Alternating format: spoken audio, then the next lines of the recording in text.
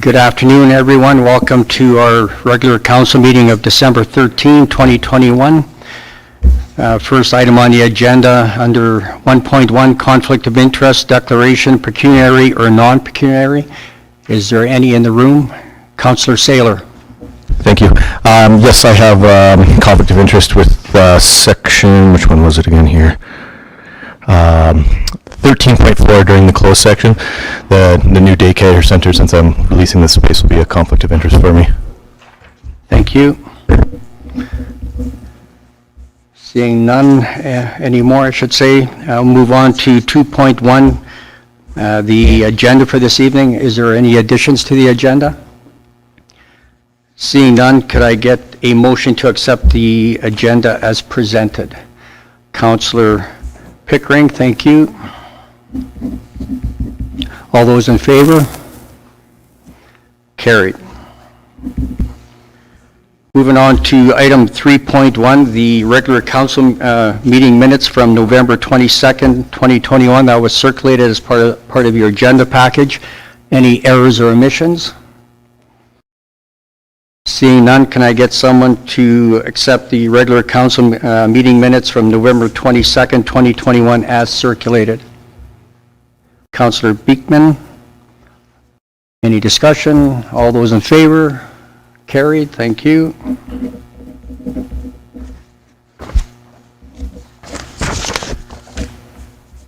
Moving on to item 4.1 from business arising from the minutes, Waves and Blades Sportsplex Innovation Working Group.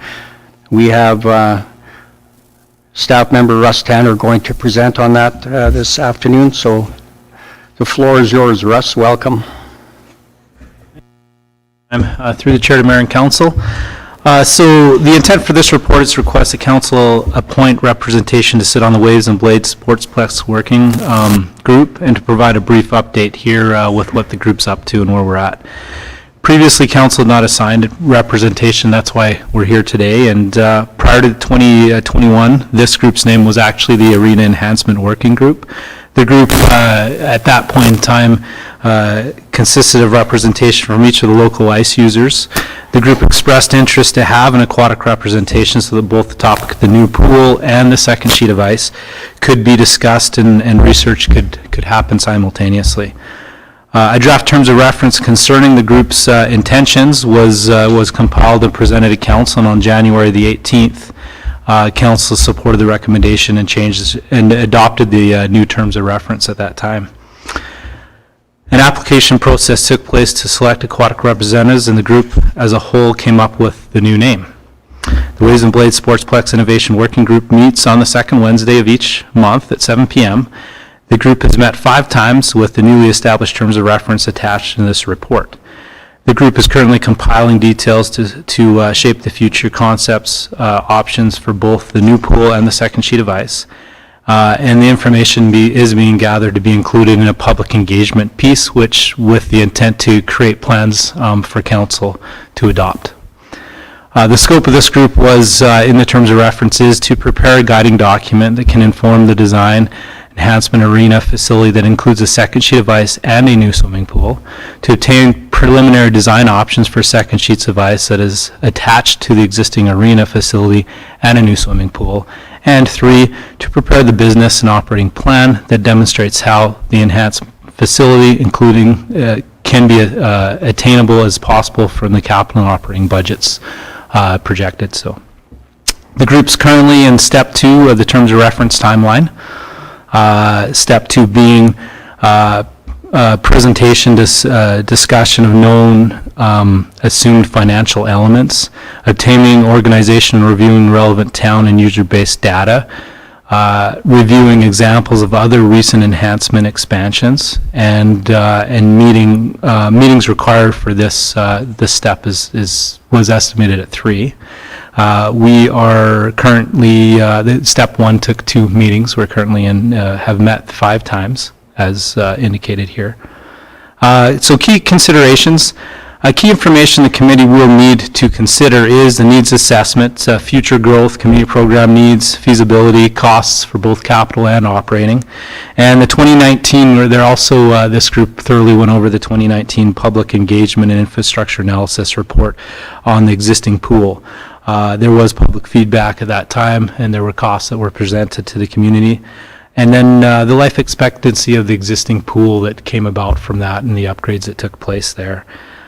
And so stakeholder engagement, the community has been engaged previously. Obviously, we're looking at new information and providing the back engaged with this conversation as a whole, looking at it from a global perspective from both the second sheet of ice in the future and the pool. And so decision options as we see it at administration, administration recommends that town council appoint what they feel is appropriate representation of the Waves and Blades Sportsplex Innovation Working Group. We've also provided council and as part of the package, the working group's current structure, and it is as follows. Coaldale minor hockey representation, and that would be Matt Ukulik, and Coaldale figure skating representation, Carly Campbell, and Coaldale Junior B Hockey Club representation, Greg Johnson, and sometimes Don Foxwell will actually fill in for him. Adult hockey representation is currently vacant. We're looking for somebody to sit on that. And Hockey Academy, we have Wade Kleppenstein. And the community arena representation is Wayne Rosnowski. We also have Stephanie McLennan, Leonore Beyer, Nathan Slavoda, Colby Stone, Susie Neufeld, and Allie Beekman as the 6 aquatic representatives.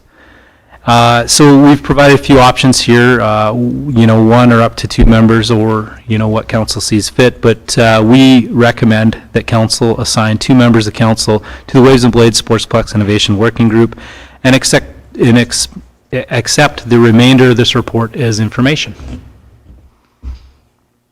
Are there any questions? Any questions for Russ? Deputy Mayor Avery. Thank you, Mayor Van Ryn. I don't know if this is for Russ or for us, but council, this is now an opportunity for us to be looking at putting a recreational committee together with council with the all the stuff we have happening with our sports and recreation in town right now.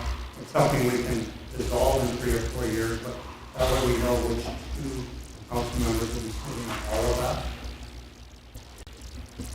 That's something that we can definitely explore. So back to the question at hand, as far as follow up with what Deputy Mayor Avery said as well. They're recommending 2 members of council sit on the Waves and Blades committee. Is there anyone that's interested in doing that? Councillor Avery and Councillor Chapman. And I would also like to pop in once in a while too and listen to what's going on there. So,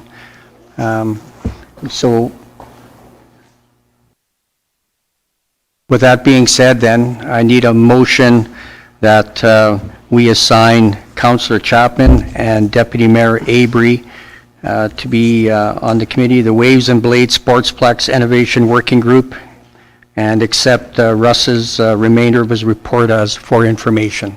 Councillor Saylor? Just before we go further, Your Worship, or Mayor, I just want to ask the aquatic representative, Valley Beekman, is that related? And it's just spelt a little differently, so that relationship is?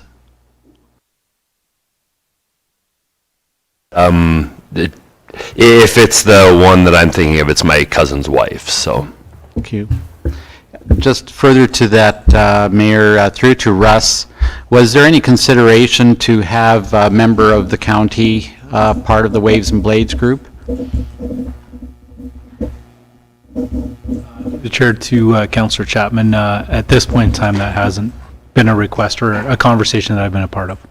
I would like to, if I may, I'd like to make a recommendation that we explore that opportunity. I know I'm just want to be cognizant that the county is a financial partner with an annual contribution of $90,000 per annum, and I'd like to ensure that they have fair and equal representation in recreation at the table here in Coaldale. So I would invite an amendment. I think, did you make the motion?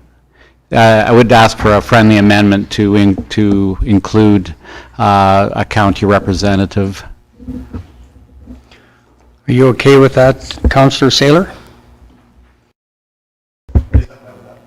Okay, so then the motion will read that council assign Councillor Chapman and Deputy Mayor Jason Avery, members of council, to Waves and Blades Sportsplex Innovation Working Group, and also invite the Lethbridge County to assign one member of county council to the group as well, and accept the remainder of Russ's report for information. You're okay with that friendly amendment? Okay, any further discussion? All those in favor? Carried, thank you. And just a note as well that we have Staff Sergeant Newman coming at 6:15 to do a presentation, so when it gets closer to that time, we'll pause the agenda where we're at so we can have him join us. Okay, moving on to item 7.1 under bylaws and policies, the fees and rates bylaw. And we have our CFO, Kyle Beauchamp, presenting this evening. Welcome, Kyle. Thank you, and good evening to yourself, Mayor and Council. In front of you tonight, we have the Fees and Rates Bylaw, number 835-C-12-21. Tonight, we are requesting all three readings from Town Council. Summarized for the Fees and Rates Bylaw. So the changes in here all relate to the business licensing fees. Residential licensing fee is increasing from $60 to $100 annually. Non-residential is increasing from $300 to $400 annually. And the non-residential daily fee is increasing from $20 to $25 annually. These are the only changes being presented as part of this bylaw. With that being said, I will turn it back to Council for any questions they may have. Thank you. So this was presented a couple of meetings ago, so is there any follow-up questions for our CFO regarding this? Seeing none, then I would call for a first reading of the Fees and Rates Bylaw 835-C-12-21. Can I get a sponsor for that motion, please? Councillor Chapman. Any discussion? All those in favor? Carried. And now we'll move on to that council provides second reading of the Fees and Rates Bylaw 835-C-12-21. Can I get a sponsor for that, please? Councillor Saylor. Any discussion? All those in favor? Carried. Thank you. And now that council move to provide unanimous consent to hold all three readings of Fees and Rates Bylaw 835-C-12-21. Can I get a sponsor for that motion? Councillor Reese. Any discussion? All those in favor? Carried. And finally, that council provide third and final reading of the Fees and Rates Bylaw 835-C-12-21. Can I get a sponsor for that? Councillor Beekman. Any discussion? All those in favor? Carried. Thank you very much. Thank you, Kyle.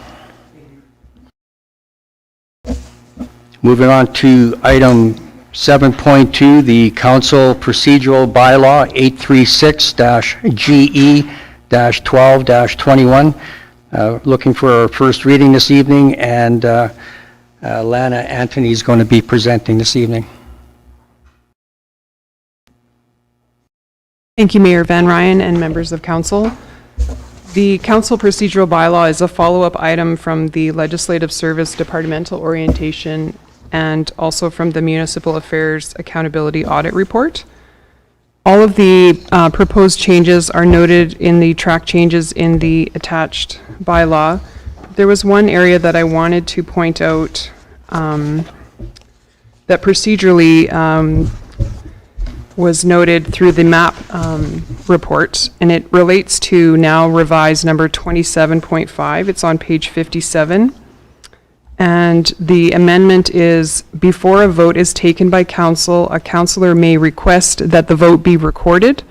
When a vote is recorded, the minutes must show the names of the councillors present and whether each councillor voted for or against the proposed or abstained. In the past, we were recording votes in all of our minutes, like just regardless. It was noted in the council procedural bylaw, but according to the map review that we were doing that not compliant to the MGA, so that is one of the suggested amendments, but I just wanted to point it out because it'll be a little bit of a learning curve for us, maybe that's how we've been doing it. So I just wanted to point that out, that it wasn't something that we were choosing to do, but it was just more mandated by the MGA. But if there was any other questions related, they are per council's request and the amendments from the map review, so I'd be happy to answer any questions council may have. Any questions for Lana? Okay. Councillor Chapman. Thank you, Mayor Van Ryan, and through to Lana. Thank you, Mayor Van Ryan, and through to Lana, if I may. Could you just repeat again the map change that you're looking at? Certainly. It's related as amended now, number 27.5. And it reads, before a vote is taken by council, a councillor may request that the vote be recorded. When a vote is recorded, the minutes must show the name of the councillor present and whether each councillor voted for or against the proposal or abstained. So what it is saying is when a motion comes forward, if a council member would wish for to be recorded in the minutes of who voted for and against, it needs to be announced before the actual motion is done, not after.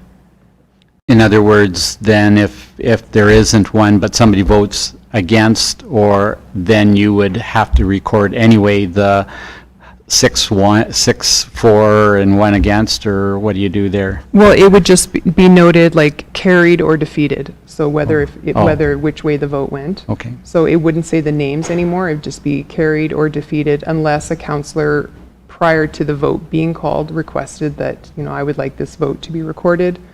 And then that would prompt it, but it couldn't be done after the fact, according to the MGA. And we can't add that as a line item in the procedural bylaw? Well, we did have it in the bylaw as saying that we do record all Yes. votes, but it's not compliant, so. Yes. If having recorded votes is a standard procedure practice that council would like to maintain, we could always write a letter to municipal affairs requesting an exemption, but this was our response to their feedback. This is first reading, so there would still be opportunity to try to get them to sanction the practice that we had before, but I think just in reiterating what our legislative coordinator mentioned, this was in response to the feedback that we received. So that is an option available to council. Okay. One other question then, is that something that we can do at the beginning of the agenda, at the beginning of the meeting, and ask that we're going to do that throughout the meeting and make a motion that we do that, so it doesn't have to be asked every time? Like just state how the meeting will be conducted kind of thing Yes. at the beginning? I could reach out and ask the question for sure. Because that's something we can do, but I like the idea of the letter as well. Councillor Chapman. Yeah, thank you, Mayor. Through to Lana again, on page 75 of the agenda, so it would be item 9.6, approving contracts. So it's from the MGA Division 6, Section 173, and it quotes in part of what Section 173 includes, but here we're reading that all agreements between a councillor who has a pecuniary interest in said contract and the town of Coaldale for the provision of a good or service that are valued at less than $2,500. Councillor Chapman, you're on the wrong agenda item. That's the next one. Oh, I'm sorry. That's going to be under code of conduct, so. Is that, okay, sorry. Yes. Okay. Any further questions to Alana? Is that, Okay, seeing none, then can I get someone to make a motion that we provide first reading of council procedural bylaw 836 GE-12-21 as presented? Councillor Saylor, any discussion? All those in favor? Carried. Okay, moving on to agenda item 7.3, Council Code of Conduct Bylaw Amendment 837-GE-12-21. We're looking for a first reading this evening, and our CAO, Kaylin Hastings, is going to be presenting. Kaylin, it's all yours. Mayor Van Ryn. Following the results of the Municipal Accountability Program by Municipal Affairs, a few changes to the Council Code of Conduct bylaw were identified. In addition, administration took this as an opportunity to update some of the language in the bylaw to provide additional clarity where needed and to align the bylaw with best practice. Attached to this report is a copy of an amended bylaw of Bylaw 837-GE-12-21. And there are three primary changes, content-wise, in this bylaw. The first being on page 72, and this was identified in the MAP report by Municipal Affairs. Explicit reference in the Council Code of Conduct bylaw to the adherence of policies, procedures, and bylaws. This is wording that our legal counsel recommended in response to that recommendation, so I believe that's fairly self-explanatory there, and that's section 7 within the bylaw on page 72 of the package. We also had legal counsel update the wording in what is now section 9.6 on page 75 of the council agenda package, and that's in reference to the contracts that I believe Councillor Chapman was alluding to. And what we did here is build out the section with a few more details where it now reads, council must approve in advance all agreements between a councillor who has a pecuniary interest in said contract and the town of Coaldale for the provision of a good or service valued at $2,500 or more, other than any agreements pertaining to goods or services provided during an emergency. All agreements between a councillor who has a pecuniary interest in said contract and the town of Coaldale for the provision of a good or service valued at less than $2,500 must be at competitive prices for fair market value. That was the rewording that the legal counsel recommended. And then the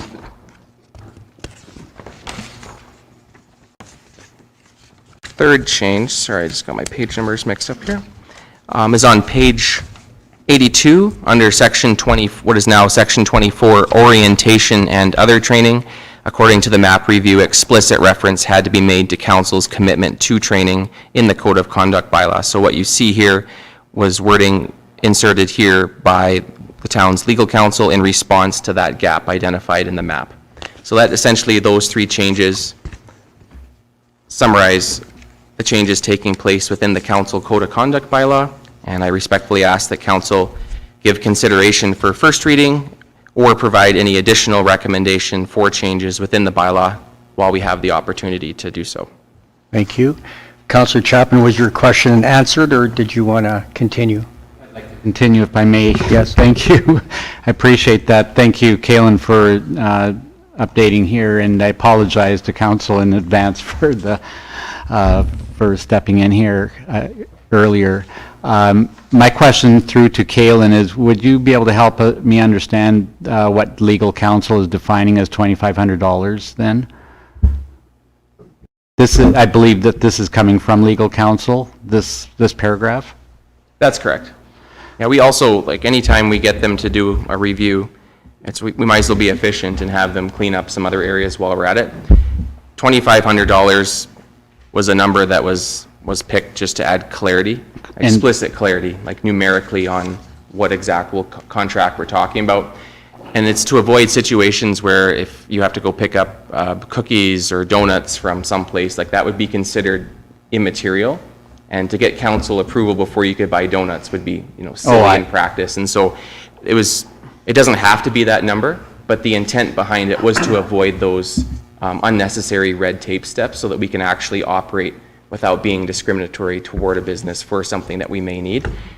So that was the first draft, and this is first reading, so if council is welcome to present an alternative, but if you want to look at the nature of the thought behind it, that would be like the intent on where that came from.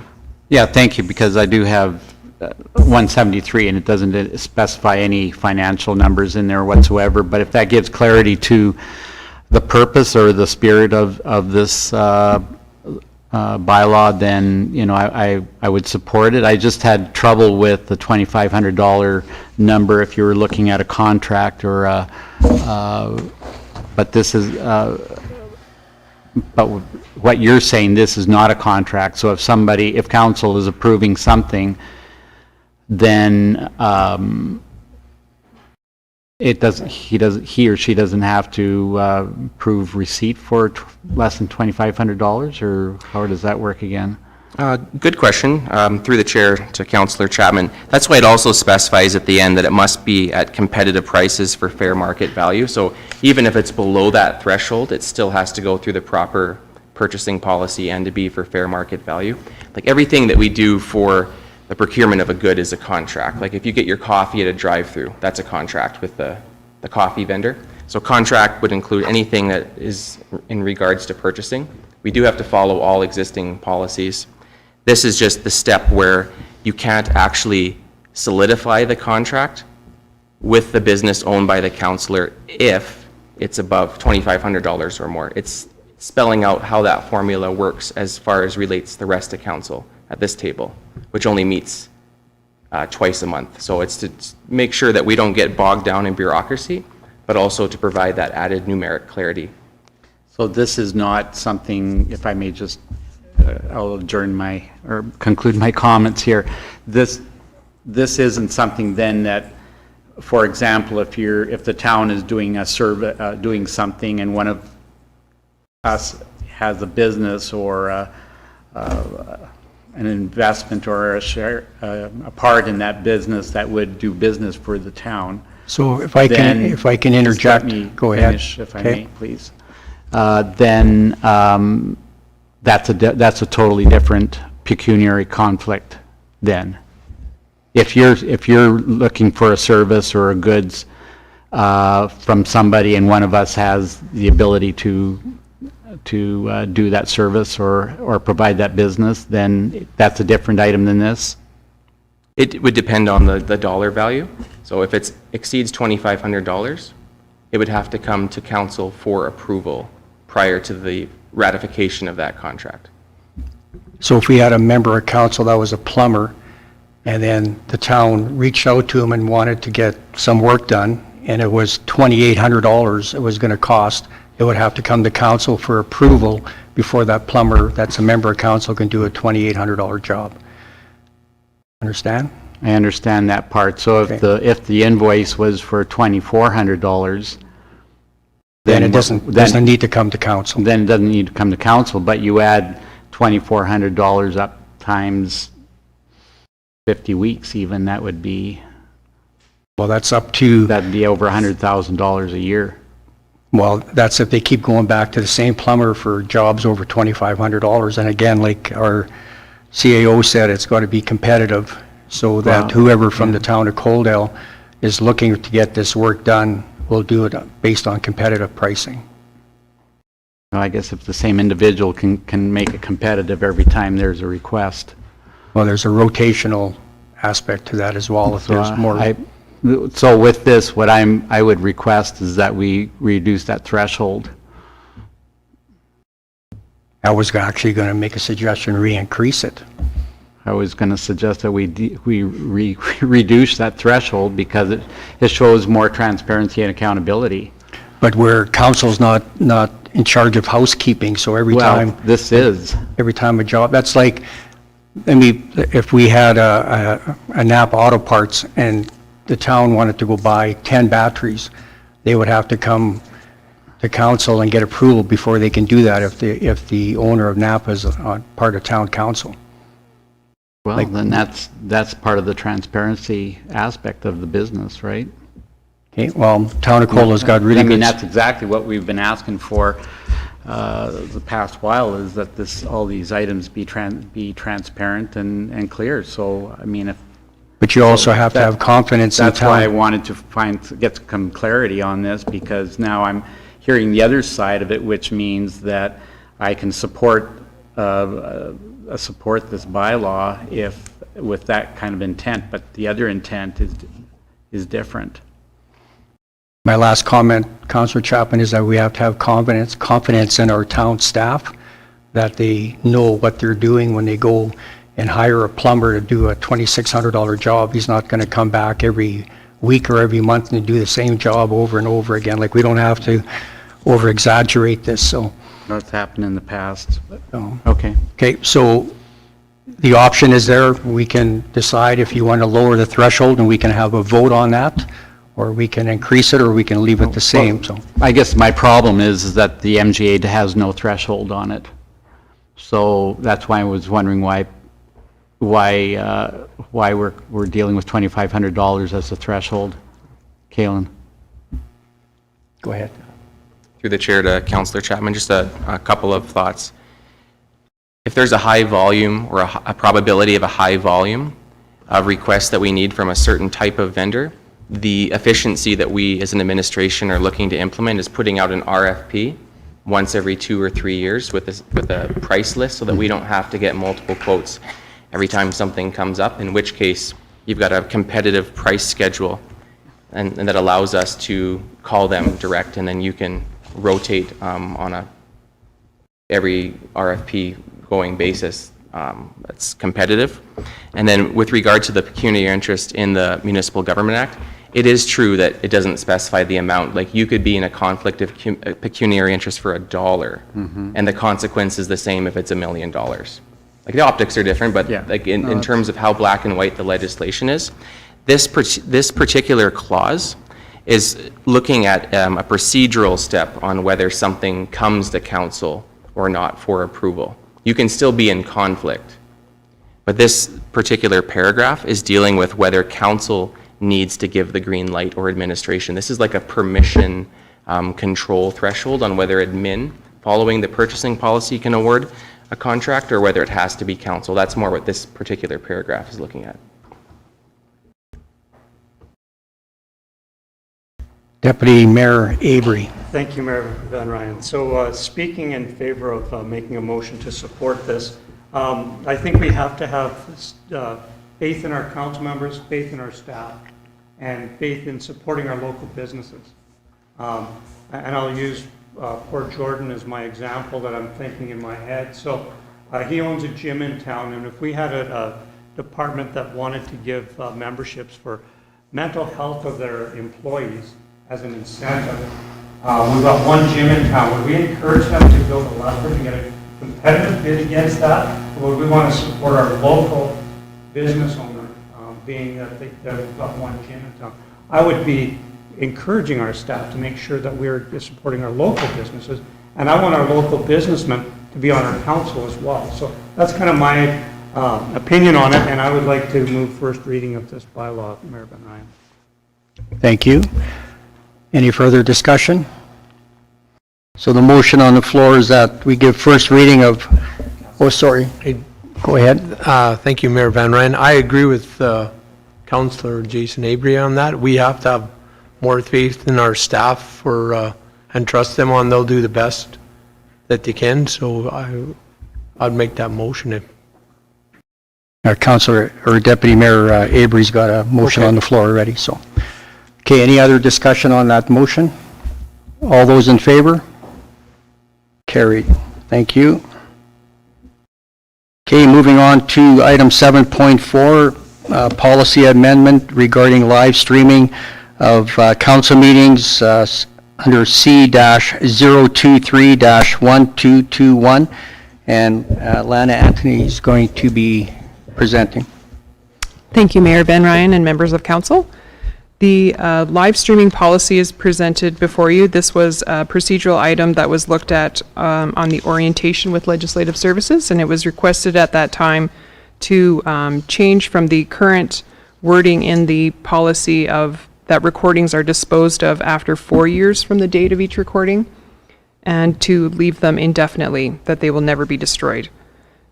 We have been live streaming since 2018, so we haven't actually reached a 4-year period yet, so I can confirm that nothing has been destroyed. So the bylaw, or the policy before you just has that amendment in it. There was a second request on there looking at time stamping, so I have a separate staff report to that item. Because there was a budgetary value, I thought it was best to include that separately. If there was any questions from council, I'm happy to answer regarding the live streaming retention of the recordings. So the question I have then is the, whatever is recorded is uploaded to YouTube, correct? That is correct, yeah. And then do we keep a hard copy ourselves of the original recording, or we just have the YouTube link that we're going to be hanging on to? We just have the YouTube link. Okay. I just wanted clarification on that, so. And any other questions? Okay, so what we're looking for then is that we need a motion that council approve the live streaming policy C-023-1221 as amended. Can I get a sponsor for that motion? Councillor Reese. Any further discussion? All those in favor? Carried. Thank you. Moving on to new business item 8.1, live streaming and discussing time stamping during council meetings. And again, Lana Anthony is going to be presenting. Lana? Thank you, Mayor Van Ryan and members of council. The item before you is a staff report relating to time stamping. This came up during the Legislative Services orientation and comparative to other municipalities that have time stamping where it coincides during the meeting, live meeting with the agenda. So you can actually click on an agenda item and then it will timestamp, like jump right to that audio recording of the meeting. It is a really nice feature to have. Municipalities of our size do not generally have this, so it would be a really great addition to our live streaming platform. There is a cost involved. I did consult with our CFO to see if this could be included as part of the budget proposals that council is currently undergoing right now. So there is a $1,500 implementation fee, and then it is $42.75 annually. This would coincide with our current agenda software, so it is a program that we currently already use. So it would be a quite seamless integration. Okay. So basically, in a nutshell, if we're trying to research something, we can find the agenda item, click on it, and it'll take us right to the moment on the YouTube video where it's discussed. That is correct. It would take you right to the staff report at the same time, and then it would show like a little window in the corner of the actual jump right to that audio Yes. moment in the meeting. City of Lethbridge uses that currently too, right? Yes. Yeah. Correct. That's a cool option. Mm-hmm. Okay, any further discussion? So there's, I need someone to sponsor that council support the addition of the time stamping option into the current agenda and minutes programming for an expected start in January of 2022. Councillor Chapman, any further discussion? I'll make, just before I make the motion, well, yeah, I'll make the motion to do that, but just a quick question through to Lana, if I may. The $1,500 plus $42.75 starting in January, so it'd be, whatever that, 63, add yeah. $6,800 about. The That first is- year only. That is correct, and then it will just be $42.75 annually after that. So. Okay. Okay. I'll make the motion. Thank you. Any further discussion? All those in favor? Carried. Thank you. Thank you. Thank you, Lana. Moving on to agenda item 8.2, off-site levies bylaw review. And we have Spencer coming out to present on that. Welcome, Spencer. When you get settled in, the floor is yours.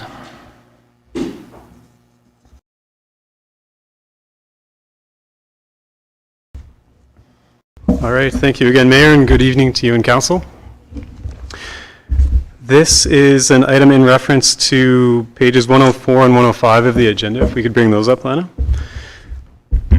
Okay, I'll jump in here. This is in relation to the offsite levies review, which I believe, although this started late in the previous term, current council is aware that we've started a review of our offsite levies bylaw and calculations. Offsite levies being charges that we can collect back on a per acre, per hectare basis to pay for upgrades to existing and future infrastructure based on the growth the community is experiencing. So this project was tendered out and started a couple of months before the end of the previous term.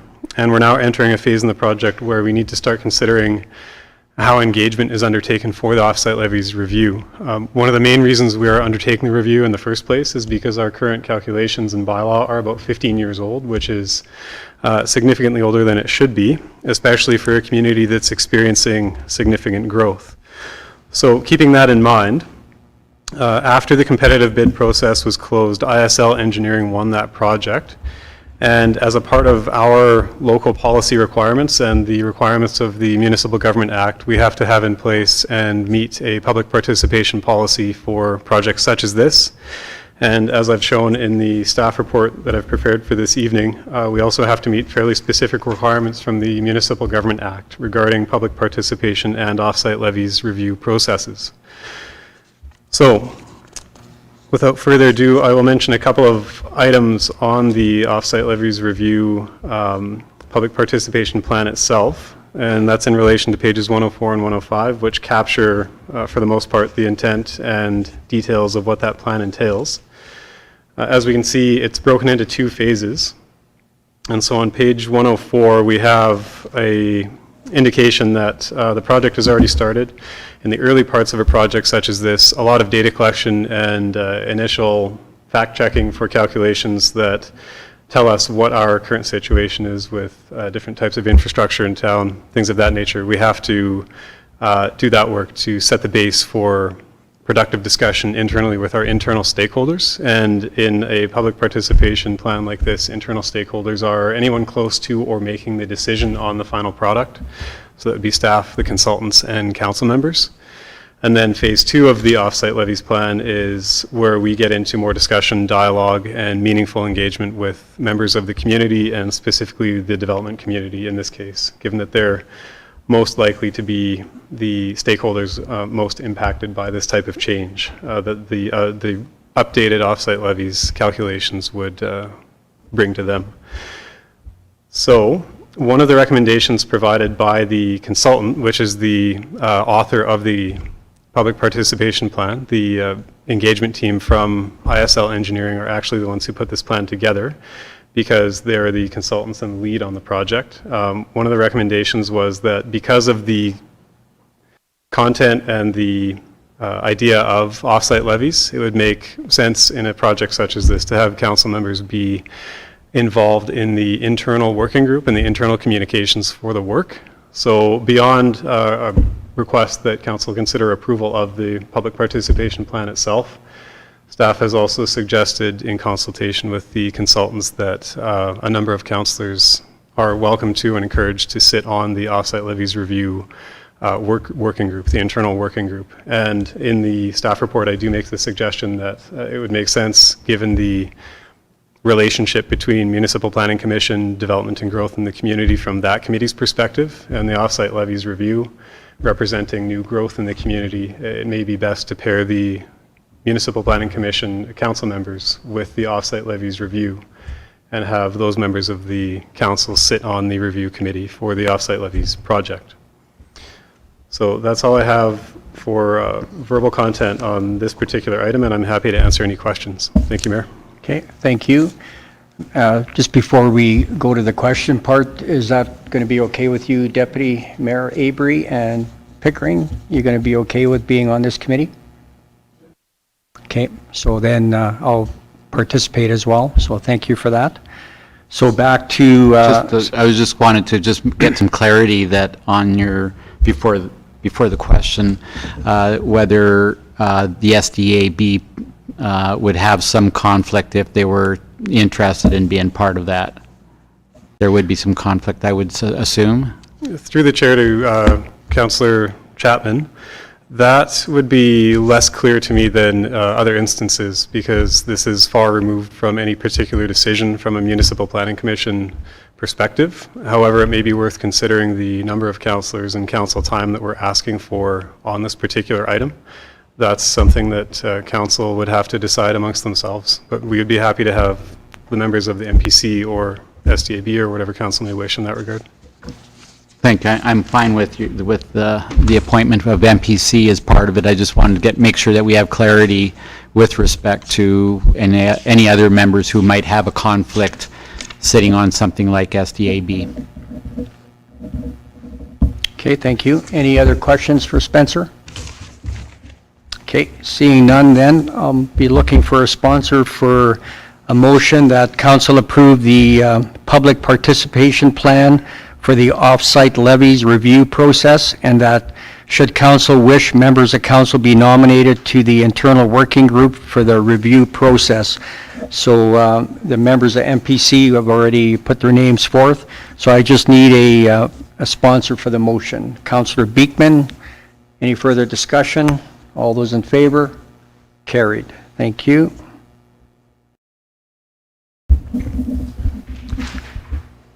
Okay, moving on to agenda item 8.3, the Industrial Area Structure Plan, Draft Public Participation P2 Plan, and Spencer is going to present on that as well. Go ahead, Spencer.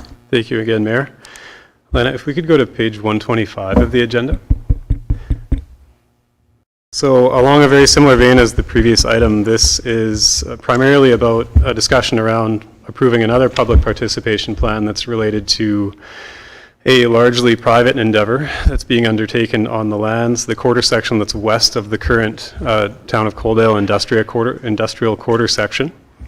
And secondarily, this is also a discussion about, or a recommendation from staff regarding the town being able to partner with the private development group who's taking on the planning for some of this quarter section, but not all of it. So I'll briefly go through the reasons why both of those items are being requested for a decision this evening. So as council can see on the screen behind me and in your agenda reports, there's about 87 acres represented by the area shown as development group property. That's a private endeavor that's been undertaken by a group of private developers, and they have to do planning work on that piece of property to get it to a point where it can be developed for industrial purposes in the town of Coaldale. That's because in the town plan, we require that an area structure plan and outline plan are done for properties like this before they go from basically just field to new industrial development or any kind of development. So that's one reason why the area structure plan process has started for that piece of property. And then all of the other properties, there are 5 other properties outside of that development group property that are within the quarter section we're discussing here now that are all not technically included in the area structure plan proceedings, but that could be if the town wished to consider taking those other 5 properties into the scope of the planning work being done. And the reason that that would be a recommendation from staff's perspective to do that is because it basically, it provides future assurance to those property owners in the town that the quarter section as a whole has been thought out from a development perspective. That means from the perspective of where roads go and where storm lines go and sanitary lines and water lines and how it all connects to Highway 845 and the other industrial area to the east. And it provides assurance that we have land ready to develop when the landowners wish for that development to occur, but we have land ready to develop as more growth interest occurs in town. We know that there is very little land left in our existing industrial park that's able to be sold for development, and that's a good problem to have.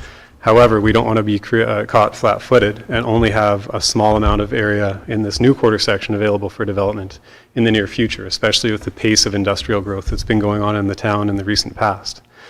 So knowing that we have to do a public participation plan, or that the consultant for the development group has to do a public participation plan anyway, they have to do planning work for that 87 acres anyway. It's a small increase in overall project cost, and it would be about a $25,000 upfront cost to the town to take on those other 5 properties, get them planned out and ready for future industrial development at the same time.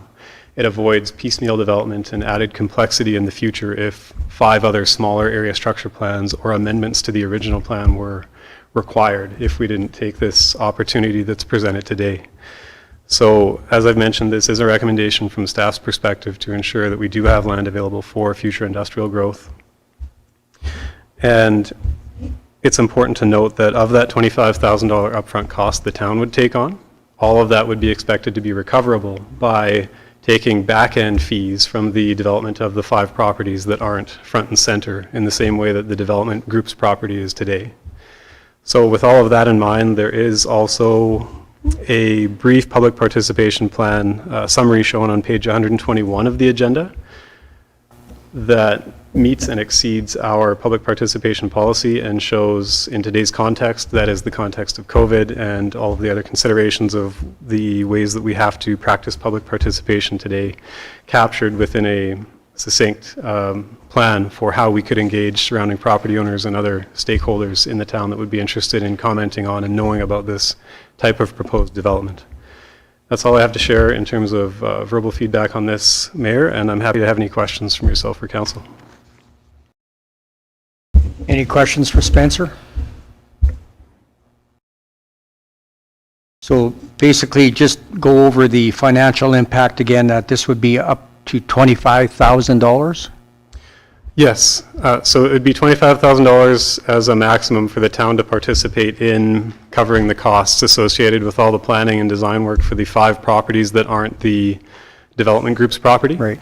And that would be recovered over time as those other properties develop. Okay, thank you for that clarification. No further questions? So our need a sponsor for the following option choices.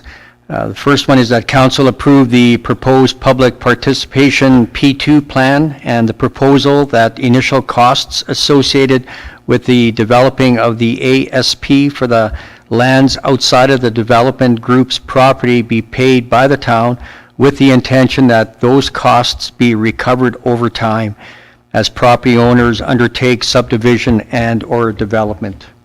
Or we can table looking for more information. So the motion as stated originally, can I get a sponsor for that one, unless there's any? Councillor Saylor? Okay, any further discussion? All those in favor? Carried, thank you. Thank you, Spencer. Okay, moving on to item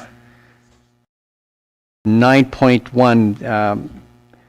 Spencer, just before we do that, is Staff Sergeant Newman here by chance? Okay. So are we going to interrupt your presentation for? Okay.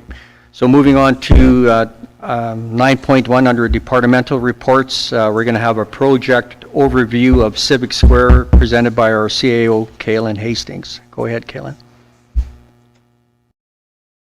Thank you, Mayor Van Ryn. In fulfillment of council direction, with the aim of heightening the level of organizational transparency, the purpose of this report is to provide a detailed overview of the Civic Square project, including cost, copies of pertinent contract documents, and associated timelines. Civic Square is a project that can be broken down into 3 phases. Phase 1 of the Civic Square project involves the construction of the 2-story commercial office building on Coaldale's Main Street. And within this complex, which is currently under construction, you'll see if you drive by the steel framing currently being put in place. The town of Coaldale will relocate its municipal office into spaces on the 1st and 2nd floor, freeing up the existing town office that we're in now for resale and commercial redevelopment. Also on the main floor of the Civic Square building is an open atrium that will facilitate opportunities for public and private events capable of holding 260 occupants seated at round tables. This atrium will be owned by the town.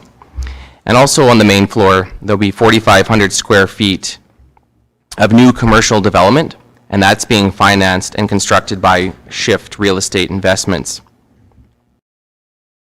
Once phase 1 of the project is complete, the town will own the administrative office space on the 2nd floor as well as the atrium, meeting rooms, and council chambers on the main floor. The town will not be paying monthly rent to a private developer.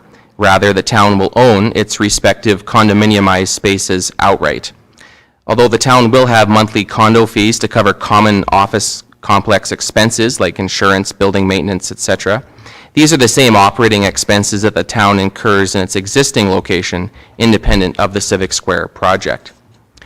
As part of the logistics associated with Phase 1 of the project, the town agreed to provide Westland Insurance with a temporary office space on an alternate location in Coaldale's downtown core while construction of the new Civic Square building took place. This temporary office space was constructed by Destiny Homes following a competitive bid process chaired by Ward Brothers Construction. The base cost of this unit was $183,701, and the purchase agreement for that purchase was attached to this report. Once Westland moves into the new Civic Square commercial office building on Coaldale's Main Street, there is a commercial condo that they will be, that they've already set aside for them. The town will then be able to sell the temporary building that they're in on the former 7-Eleven site, thus recovering the cost of this temporary expense. Phase 2 of the project allows for further development, up to 10,000 square feet of additional commercial space along Coaldale's Main Street. Most or some of the land for Phase 2 will be purchased by Shift Investments from the town, as well as private landowners, and they will be built entirely through private investment. This aspect of the project carries no net cost to the town. And then the third phase of the project will see the development of outdoor space between the Coaldale Public Library and the new Civic Square building. The outdoor space will be redeveloped to function as a central community gathering space by serving as a hub for festivals, markets, and other community events, while also providing parking for Coaldale's expanding downtown.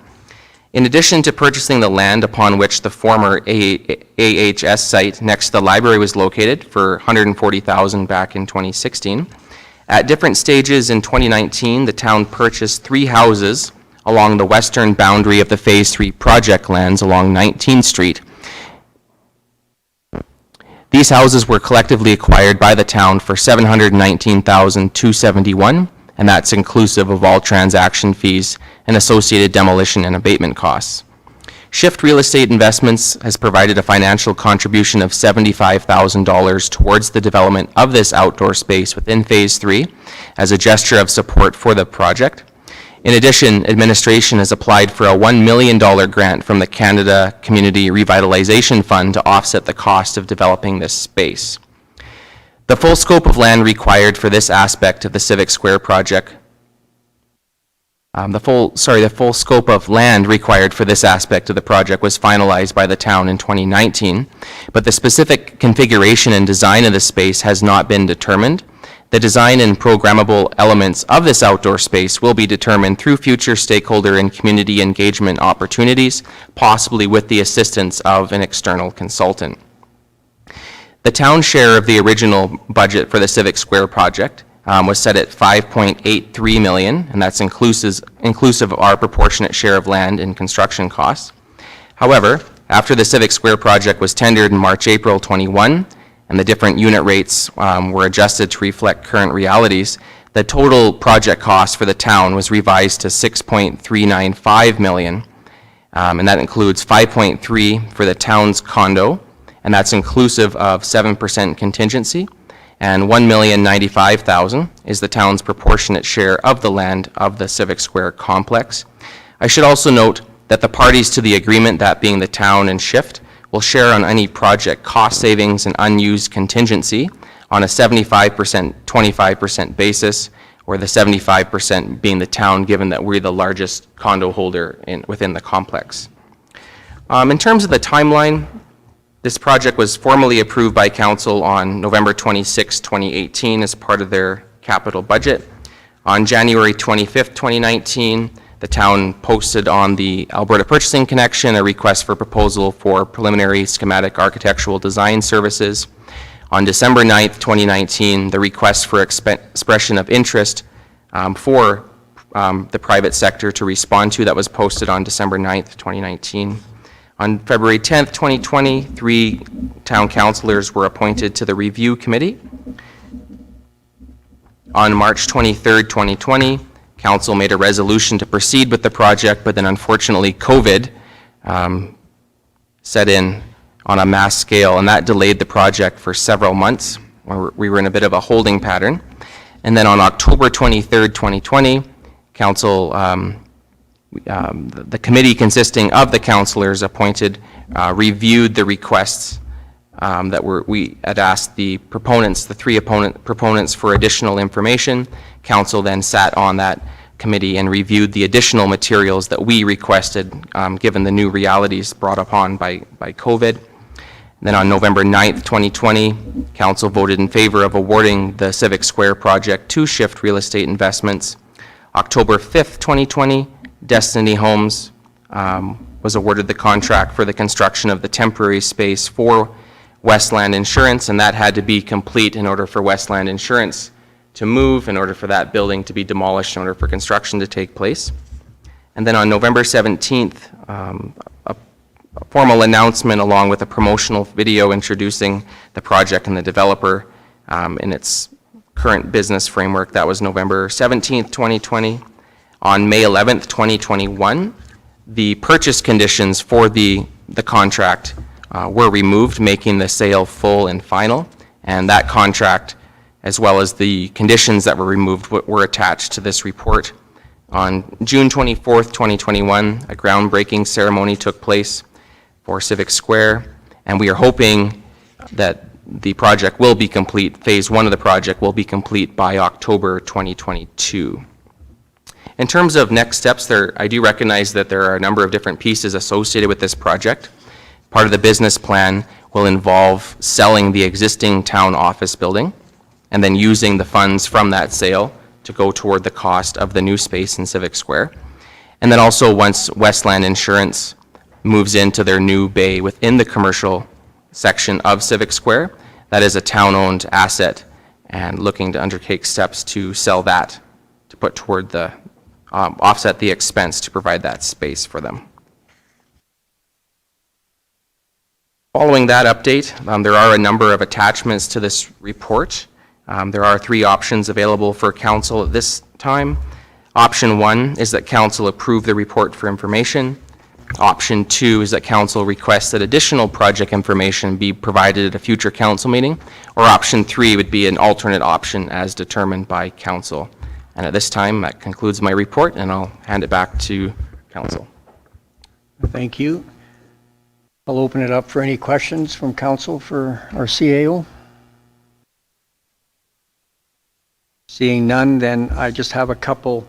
The purpose of this report this evening was as part of our full disclosure and transparency that we wanted administration to present this in the public portion. And the question I got for you, Kaylin, is all this information, all the documentation that was part of our agenda package that shows everything. You have bits and pieces of that on the town's website now. Is there any way that we can compile that all into one location, so if somebody wanted to go through the whole project, it's easy to find for them? Excellent question and suggestion. I think that would be a logical next step to do. There was a little bit of confusion in terms of uploading the council agenda itself onto the website, just given the size of the document. The schematic drawings in the request for expression of interest were quite significant. We've since fixed that, but I think updating the project section of the website and including links to this information would be, I think, quite user-friendly for people. Okay, because I think that's important to get that all out there then. Councillor Chapman. Any questions for you at this point? I'll move for to receive this report for information. Okay, thank you. Any further discussion? All those in favor? Carried. Thank you. Thanks, Kaylin, for that. That was well done. Okay, moving on to item 10.1 under council and committee reports. Councillor Beekman is going to give us a verbal update on the library board. Thank you, Mayor. Just a quick rundown of what we've been going through with the library board. We had our AGM, we held that on the last Tuesday of November. A couple of the things that the library has been involved with, recently just involved with the Seniors Advisory Silver Linings Project. The goal was to provide 300 gift bags to Coaldale, thanks to the generosity of the community. There's been a lot of programming additions to the library that have been quite beneficial, you know, in their ability to adapt with the changes via the pandemic. One of the big ones that the library wanted to touch on was the chess club, which is doing really well, and that's thanks to a partnership with the Jumping Knight Chess School and generous donations from the Friends of the Library Society and Casco Cattle. The teen programming, actually in particular, is doing quite well, so much so that they're finding teens spending more of their hours outside of the programming hours at the library. There is a teen section now there with video game consoles and just a good area for teens to hang out. That plus, I mean, there's just so many other great programming options happening there. One of the really great new additions also that the library has is the donation of Telus Smart Hub loaners.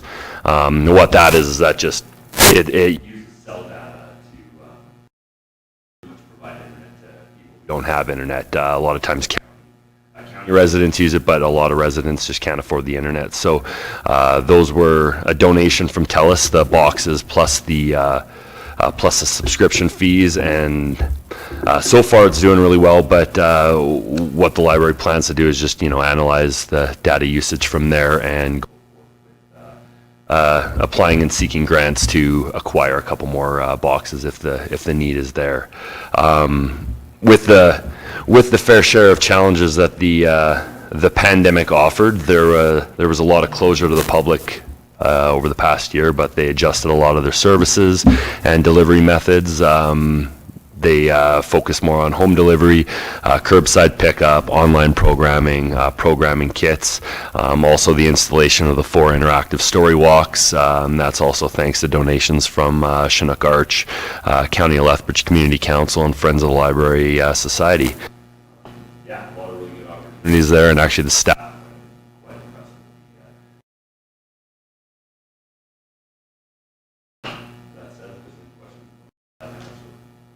Any questions for Councillor Beekman? Councillor Chapman.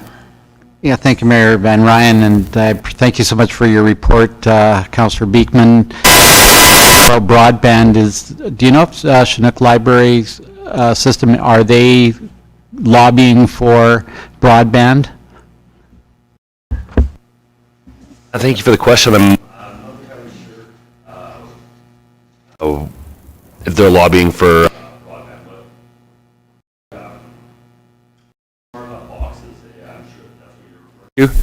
yeah, so the smart hub boxes, my father has one, so I'm familiar with it in that way. It's literally just it uses 5G data or 4G data, whatever the cell towers use. Yeah, so it would operate essentially like a cell phone instead of plugging into a fixed DSL cable or coax.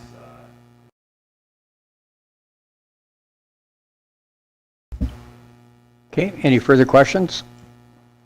Well, thank you for that, Councillor Beekman. Can I get someone to make a motion to receive the verbal library board update from Councillor Beekman as information? Councillor Pickering, any further discussion? All those in favor? Carried. Thank you.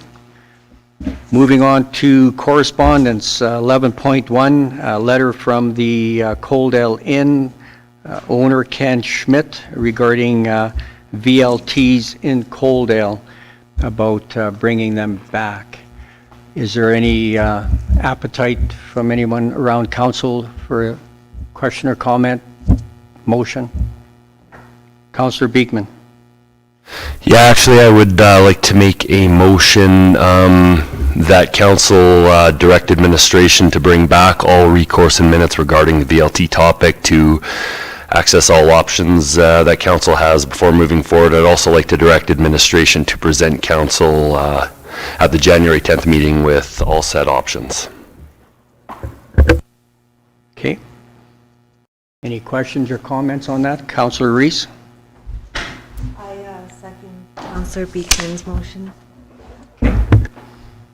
Councillor Avery, or Deputy Mayor Avery, sorry. Thank you, Mayor Van Ryn. When that topic comes around, I'm going to have to pull myself from the meeting as I sit on the Provincial Mental Health and Addictions Advisory Council, and BLTs are very much considered an addiction, so something we advise provincial government on, so I'll have to recuse myself from those meetings. Okay, thank you for that. Any further discussion? All those in favor of, Maybe further, just a question through to Councillor Beekman, if I may. The information that you're requesting was asked from the previous council as well. So this would be information that would be already available. I think the material is already there, so administration would have it ready. I can ask that question of our CAO.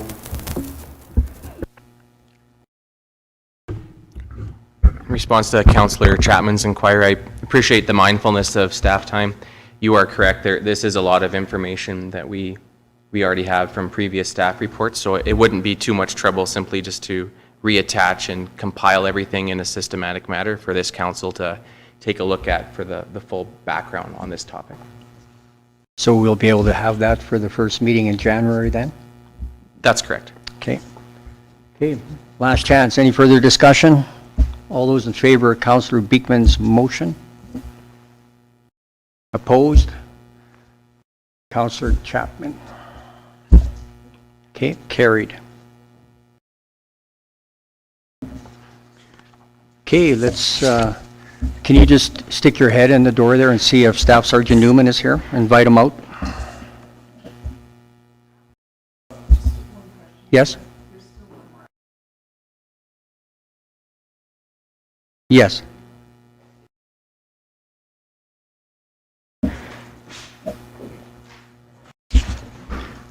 Good evening.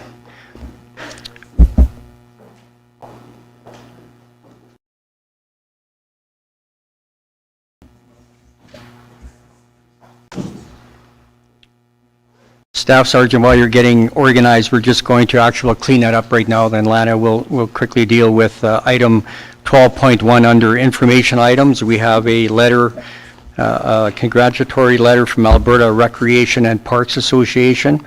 So we just basically need someone to sponsor a motion that council receive the Alberta Recreation and Parks correspondence as information. Anyone care to do that? Councillor Reese, any discussion? All those in favor? Carried. Thank you. Staff Sergeant Newman, how are you this evening? Doing well, thank you. I have to apologize. When we had our organizational meeting, we just kind of jumped into that right out of the gate, and we didn't have an opportunity for you to maybe give us a Reader's Digest version of your new position for the sake of new members of council. Figure this technology out here. Yes. Thank you, Your Worship. Yeah, If you can move your microphone a little closer too, please. my voice isn't loud enough, I guess. All right. Is that good? Yes. All right. Thank you. Yeah, so I was was a good time to come and meet you all and do the swearing-in process for sure. I was very new here, as you all know, and still sort of am, the way I feel anyways. But a lot of balls in the air for sure at our detachment and just with the things going on. So just a couple of things. The new detachment we're a lot of growing pains, but we are comfortably in it now and have most of the things functioning properly. So that is good. As far as the new detachment goes, I'd love to have you folks in for a tour. Just with COVID here, and we don't seem to be ever getting out of these new waves. Certainly keep that on the horizon, as well as maybe some sort of a grand opening for the public or limited tours or something for the public. But we'll see how that goes. That was in my plans at the beginning, but we kind of have to put that to the side for a bit. So, a question I may ask. From a operational perspective, can you tell us or share with us what different departments work out of the Coaldale detachment? Oh, sure. So just a bit of background. So Lethbridge Detachment was in downtown Lethbridge, you all know, right on Stafford there. So that detachment housed, it was basically an old subdivision, so it was like almost like a regional office. So in that office, and what we have in our new office in town here now, are a traffic unit consisting of Alberta Sheriffs and RCMP. They're about 10 members combined, and they are an integrated unit that work together, go out and do strategic enforcement, impaired check stops, all those different types of things. So they're out of our detachment now here. We also have 2 forensic identification service members. So those are your ident people, or if you watch TV, the guys that spray stuff in the air and magically solve a case. Doesn't work that way, but that's kind of what they do. So we're lucky to have 2 of them, very experienced members, and they take care of all the south region. So kind of halfway to Calgary and then all the south, but right out of our detachment. So a really good wealth of knowledge there for our young members to talk about crime scenes, and and really easy to have them come out if they have questions. So that's a good resource for our members as well. We also have a police dog service. We have 1 member and a dog right out of our detachment as well. He does service the southern region as well, but again, we have him he's always on the air, and he's always willing to go to a call with our members if it's high risk, or even if it just doesn't sound right. So I've noticed him doing that a lot, so real benefit to have him as well. What's the dog's name? Don't know. Oh, I don't know. He just got here. okay. The old dog man retired, and the new guy came from Manitoba. His name is Drew. I don't know the dog's name. Okay. But he brings a wealth of experience. He was on a First Nations up in northern Manitoba, so he was busy. So he's quite enjoying different scenery. The wind is a little questionable for him, but anyways, as for me as well. But yes. That's the way she goes. Also in that unit, or in our detachment, there's a informatics person. So basically takes care of all our radio system, our computer, onboard computers, anything in the detachment as well that needs fixing as far as informatics or electronics. So really nice to have him there, and he was instrumental in moving us from the old detachment into the new one. And then you have your general duty police, which is our unit, combined municipal resources and the provincial resources. Along with that, we have a shiny new cell block with 5 cells in it. Not something that they've been used to here. Always used the remand center before. So that's been a bit of a challenge. Dealing with prisoners and housing prisoners, a whole another level of risk. So we have to make sure we're doing things right, and there's lots of policy around that. So that's something that we're working through with the new members to make sure, or all the members here, that they treat those prisoners the way we need to, and just adds that level of risk. But it saves a lot of time. We used to have to run for bail hearings or any type of judicial authorizations. We'd have to go to the Lethbridge Correctional Center, back and forth. You're sending members back and forth. It was a huge waste of time. And this is much, much better to have. And we have, I believe, over 45 prisoners already we've housed since we've opened in the last 2.5 months. So 45? Yep. Interesting. Yeah. Don't quote me on that. That was the last count, but it might be more now. But coming from Ponoka and where I was up north, though, we were up and around 1,500 a year, so to 2,000 in Musqueam. So definitely nice to have those cell blocks. Plus, we can do interviews and everything right in that detachment, which is great.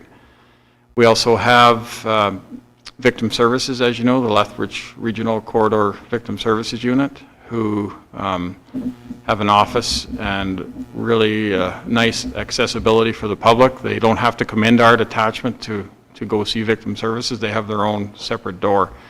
So that's been real nice for them. And finally, we have 2 ladies who were federal firearms officers, but I know the federal program shut down and that transitioned to provincial. However, they still needed office space, so they are in our detachment as well, and they do all the firearms licenses if you need to apply for your FAC or your possession license or your acquisition license. They process those. They also do high-risk investigations as far as firearms go and testing and that type of thing. So another really good resource. So we're really quite self-sufficient in that we have a lot of expertise in that detachment now that we can lean on and gain. So it's very nice. And then my last question, are you able to share like how many uniformed members work out of that building then? How many uniformed on each unit? All combined. All combined? Well, traffic, I believe there's 10. There's 1 dog man, 1 dog person. We call them dog men, sorry. There are female dog handlers as well. There are 2 ident members. 20, sorry, I will just, for us, I believe there is altogether 17 regular members in general duty. And then the firearms ladies they're peace officers, but they're not regular members like us, and neither is victim services. Okay. Any questions for staff? Sergeant Newman? Councillor Chapman? Van Ryan, and through to Staff Sergeant Newman, thank you so much for attending, and welcome to Coaldale again. Since our interview process earlier this year, and Councillor Deputy Mayor Abry now, and of course our CAO Kaylin Hastings were part of our panel to interview you, and we were very intrigued with the idea of reviving a police advisory component here in Coaldale again, and just prior to that, I want to say thank you so much for your engagement with our community peace officers here in Coaldale. They've really felt that the difference, and to have you here is really a welcoming sight.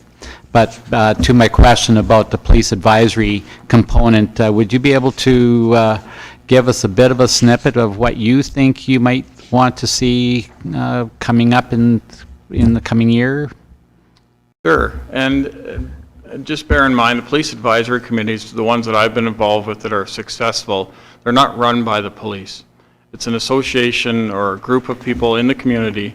We are exactly that, an advisor to that group, but we don't run the group. We don't sit on it. We're not a counting vote member. But so in Ponoka, we had members from all types of members of the community, elderly, youth, and really asked them to go out. It was a volunteer thing, but go out and talk to the people they hang around with and come up with what they'd like to see the police. Is there something lacking, or some positive things, negative things, and then focus that. We have to be careful that police advisory committee doesn't turn into a place for complaints, because really to be positive and proactive, we can certainly deal with any issues that come up, but we have our own internal system for public complaints and that type of thing, the RCMP do, and it's quite a large unit run out of Ottawa. So don't want to duplicate that, and don't want to misinterpret that to the people that that's what that's for. It's more for, is there traffic issues in town of Coaldale? What are the burning issues in Coaldale? And let's hear it from a wide range, because a lot of people have different experiences. Some are working in the community, some stay home, see different things. So that's kind of what I foresee. And then us being a part of that committee, meeting, once a month, once every 2 months. And I've also seen the one in Ponoka, they did up any kind of bylaws, that like a nuisance bylaw. They worked on that with input from us, with their legal, and got a nuisance bylaw in place as well. So it's really sky's the limit for it. Just as long as, and I know the Alberta government, I believe the Solicitor General has a representative that will come out and train on how to have an effective police advisory committee. And that resource is out there, and I would have access to that, and we could set something up for sure. That's something that council can reinstate again, bring that committee back, so. Okay, any other questions for Staff Sergeant?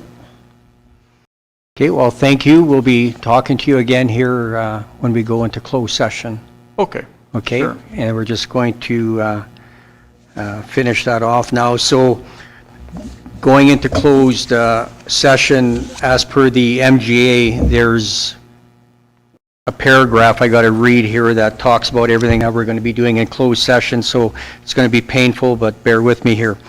So at 6:24, let it be noted that council move into closed session at 6:24 p.m. in accordance with Section 197-2 of the Municipal Government Act to discuss matters exempt from disclosure for Item 13.1, subject to FOIP Sections 21, 22, 23, and 24, intergovernment relations.